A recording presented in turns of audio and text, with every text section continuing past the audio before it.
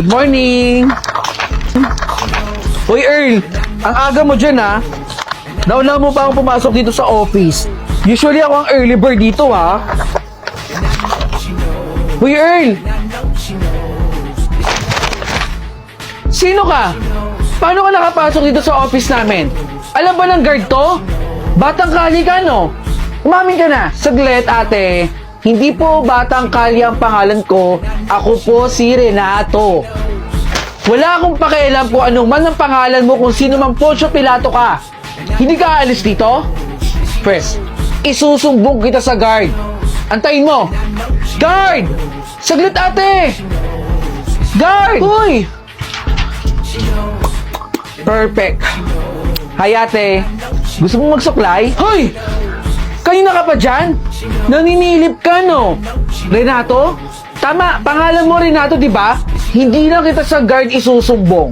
Baka ipakukulong pa kita. Bastos kang bata ka. Anong ginagawa mo dito sa CR ng mga babae? Huwag kang tumawa-tawa dyan, ha? Walang nakakatawa. Lumabas ka nga dito sa office namin. Hindi ka ata pinalaki ng magulang mo ng maayos, eh. Ay, naku. Salamat, ma'am, ha. Buti na pirmahan nyo na po. Matagal na namin gusto pa pirmahan sa'yo to, eh. Ayun nga, mami. Sila, dapat ginawa nila before the deadline. Ngayon, nagmamadali sila. Ay, saglit lang, ma'am. May nakalimutan po pala kayong pirmahan dito. Nasaan na ba yung ballpen ko? Yung ballpen? Uy, nilapag ko lang dito yun, ah. Nasaan yung ballpen ko? Nasaan ba yung ballpen? Alam ko na. Si Renato. Yung pilyong bata.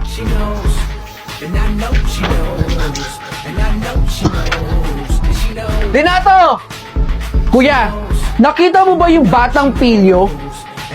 Pangalan nun Renato. Yung anak ng isa sa mga nagtatrabaho dito. Hindi ko maintindihan bakit ba nagdadala ng anak dito eh. Kuya, ikaw, nakita mo ba si Renato? Bakit ganyan reaksyon mo, kuya? Ha? Ma'am, si Renato po, anak po yun ng dating nagtatrabaho dito. Si Renato po, aksidente pong nahulog sa building dito sa office.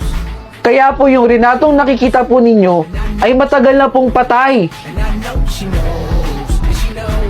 Pinaglalaroan po kayo ni Renato. Nak, huwag ka na kayang tumuloy. Bakit naman, ma? Iba kasi yung nararamdaman ko ngayong araw eh. Parang isa sa mga pamilya natin may mangyayaring hindi maganda. Panaginip lang yun, ma. Walang katotohanan doon. At sabi-sabi naman dito, di ba, kapag kinuwento mo yung panaginip mo, hindi magkakatotoo yun. Hindi pa rin tayo nakakasiguro eh, anak eh. Anytime pwede may mangyari sa atin at hindi natin pwedeng pigilan yun. Kaya parang awa mo na, anak. Huwag ka na lang kaya tumuloy. Hindi pwedeng hindi sumama ngayon, May. O, sige. Ikaw bahala, ah. Mag-iingat po ako, pangako po. At mag-a-update po ako sa inyo. Sige po, kunin ko na yung bag ko dito. Aalis ka na naman ba? Pupunta ako dun sa mga kaibigan ko ngayon.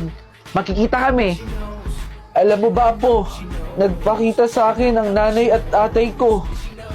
Ang sabi nila ay kukunin at isasama na nila ako. La, matagal na po patay yung nanay at tatay ninyo. Ang sabi ay para makapagpahinga na ako ng matiwasay at maayos. Huwag kayong mag-isip ng kung ano-ano dyan, Lola. Magpahinga lang po kayo ng maayos dyan. Kumain po kayo ng maayos. Aalagaan po namin kayo. Lola, alis pa ako eh. Sasabihan ko na lang si Mama na silip-silipin ka dito, ha? Si Lola talaga. Tao po, Freya. Mabuti naman at dumating ka na. Hinanap ko pa kasi yung bahay ninyo dito eh. Akala ko madaling makita. Talagang nag-abala ka pa sa amin, ha? Baka mamaya utang namin yan sa'yo, ha? Ito ba? Umayos ka. Siyempre, utang nyo to. Joke lang. Joke lang, Freya. Oh, tara na, guys. Kompleto na tayo dito. As usual, groupie, selfie na naman.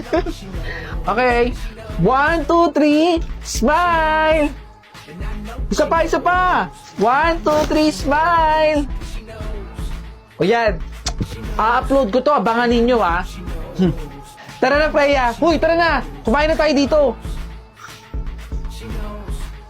Alam mo, Chris, hahaba pa buhay ng lola mo. Basta kumain na siya ng mga masustansyang pagkain. At dibangin nyo minsan para hindi na didepress. Tsaka, huwag ka nagpapaniwala sa mga dating pamahiin. Matanda na yung mga ganong pamahiin. Hindi yun totoo. Teka, gabi na rin oh. Baka pagalitan pa tayo ng mga magulang natin, umuwi na tayo. Uy, ingat ha. Ingat kayo. Sige na, bye. Walang ulo si Chris dito? Chris! Hala! Napunto yung lalaki! Kawawa naman! Tara, tulungan natin! Kawawa!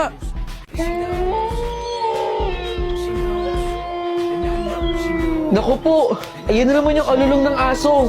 Masamang pangitain yan eh. Ang ibig sabihin nun, merong mamamatay ulit. Nabalitaan mo ba yung nangyari dun sa alaga ni Aling Bebang? Yung baboy. Ano raw nangyari? Kinuha lang yung laman loob nun. Siguro, mamamatay tao yun o di kaya aswang. Kasi laman loob lang yung kinuha eh. Kaya tayo dapat, hindi tayo nagpapaabot ng gabi sa labas. Tama, hindi talaga dapat tayo nagpapaabot ng gabi. Madilim na. Bilisan na lang natin yung lakad natin. Tara, nakakatakot. Anong nangyari? Ano nangyari sa 5 manok ko? Mang seryo, ano po nangyari dyan? Yung 5 manok ko yung tinira niya eh. Wala na yung mga laman loob. Naabutan niyo po ba kung sino yung gumawa niyan? Hindi ko alam kung sino yung gumagawa nito. Palaisipan pa rin sa amin dito. Nakakatakot dito sa lugar natin. Hindi ko alam kung anong mangyayari sa susunod na araw. Kawawa naman yung 5 kong manok. Naalagaan ko pa naman itong mga to. Tama po. Dapat mag-iingat tayo. Nakaka-alarma na to. Sino kaya ang gumagawa niyan? Clara, nabalitaan mo ba yung nangyari doon kay Mang Seryo? Ano nangyari? Yung senaryo kagaya din ng kay Aling Bebang. Kaya lang, 5 manok naman yung tinira kay Mang Seryo. Ganun din. Laman loob lang din yung kinuha. Imposible yung mamamatay tao yun eh. Ano yun? Baka aswang yun. Kasi naman loob lang yung kinukuha eh, no? Kaya nga eh. Nakakatakot dito sa lugar natin. Paulit-ulit yung nangyayaring ganun. Yan na naman yung alulong ng aso. Kailangan na natin umuwi. Tara na, Clara. Clara? Clara? Teka. Kay Clara to, di ba? Suot-suot yun to sa ulo ah. Pero bakit ang daming... Hi Maria, anong ginagawa mo dito? Gusto mo din ba makipaglaro sa mga laruan ko? Mga laman loob. Clara, ikaw ba yung aswang? Hindi ako aswang. Laruan ko lang yung mga yun. Sabi kasi nila pwede kong gawin laruan yun eh. Huwag kang matakot, Maria. Talaga ha? Pwede kong maging laruan yun ha? Oo naman, pwedeng-pwede, kaya kunin mo na. Talaga ha? Kukunin ko na ha? Sige, gawin mo laruan yan. Sige. Magiging masaya yung laruan ko. Laman loob. Isang order ng rice, isang rice po, and pasamahan na din ng isang soda. Then soda. That's all. Wala naman na. Yun na po lahat, ma'am. Wait. Student kita before, di ba? Opo. Ako po si Carlito. Carlito! Ano nangyari sa'yo? Bakit ganyan yung trabaho? No judgment naman. Pero bakit ganyan yung trabaho mo? Kasi ma'am, no need to explain na pala. Alam ko na ang dahilan kung bakit. Kasi ito na yung order ko ha. Pa-prepare na lang. Nice meeting you, Carlito. Enjoy your meal at Happy Lunch Restaurant. Ito na po yung order niyo, ma'am. Bilis naman, Carlito. Mahusay ka na ngayon, ha? Alam mo, natandaan ko lang, Carlito. Tama pala yung sinabi ko sa'yo na wala kang mararating. Hanggang ganyan ka lang. Kung hindi ka ba naman naging pasaway o naging mabuti ka lang sa mga teacher mo, di sana mas malaki pa yung mararating mo ngayon. Pero dahil pinagpatuloy mo ang hindi magandang attitude nung nag-aaral ka, tignan mo kung nasan ka ngayon. Anyways, ako pa rin naman yung teacher mo na magbibigay ng lesson sa buhay eh. Pakilapag na lang dyan yung order ko sa table. Salamat ha. In fairness, Carlito ha, ang sasarap ng pagkain dito. Pakisabi sa may-ari ha. Makakarating po, ma'am.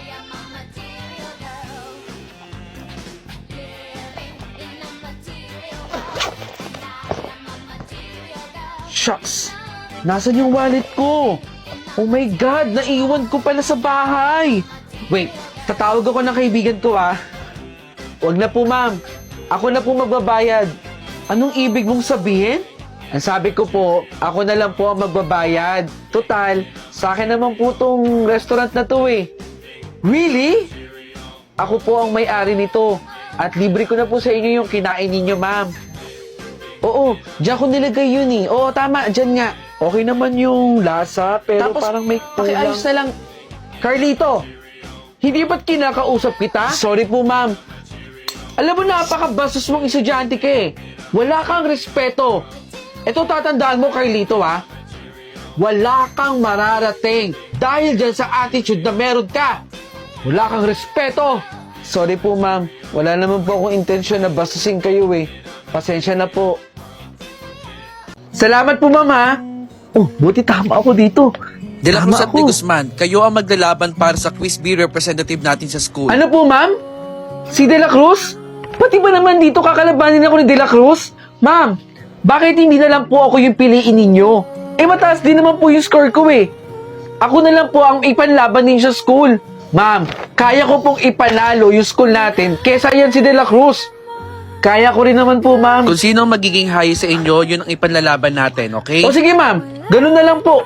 Papatunayan ko po sa inyo na ako dapat ang ipanlaban po ninyo sa school at hindi yan si De La Cruz. Lagi na lang nakikisabay sa akin eh. Yes, buti tama ako dito. Si De La Cruz yung highest? De La Cruz, perma ako ng papel mo. To. Oh, paano ka naging tama dito? Ganito rin yung sagot ko eh, pero mali ako. Eh di dapat mali ka, De La Cruz. Ano to, nandadaya ka? Di Guzman, sumunod kasi ako sa instruction. Ibig sabihin mali ako dahil hindi ako sumunod sa instruction? Ganun na nga, De Guzman. Okay, sige. Ikaw na highest score, De La Cruz. Babawi ako.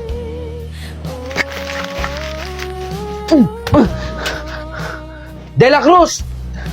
De Guzman! Yan! Siya si De La Cruz. Siya yung pilit na inaagaw yung trono ko panlaban dito sa eskwelahan natin. Eh alam naman natin na ako lagi ang pinlalaban dito. Umiepal yan si De La Cruz. Ito ang tatandaan mo. Hindi mo makukuha yung trono ko bilang panlaban dito sa eskwelahan natin. Hindi ka mananalo sa akin, De La Cruz. Pwede na kayo magsimula sa exam. Ma'am! Tapos na po ako. Ang bilis naman. Eto po. Ikaw, De Guzman, ang ipanlalaban dahil ikaw ang highest. Congratulations, De Guzman. Sabi ko sa iyo eh, hindi ka mananalo at babawi ako, De La Cruz. I-congratulate mo naman ako, De La Cruz. Okay, sige. Uwi na po ako, ma'am. Ma'am, saglit lang po. Si De Guzman po ay nandaya. Pumunta po siya ng faculty para picturean yung answer sheet. At dahil dyan, De La Cruz, ikaw ang magiging representative ng school natin. Salamat po. Eh, hindi po pwede yun. Disqualify ka, De Guzman, dahil nandaya ka.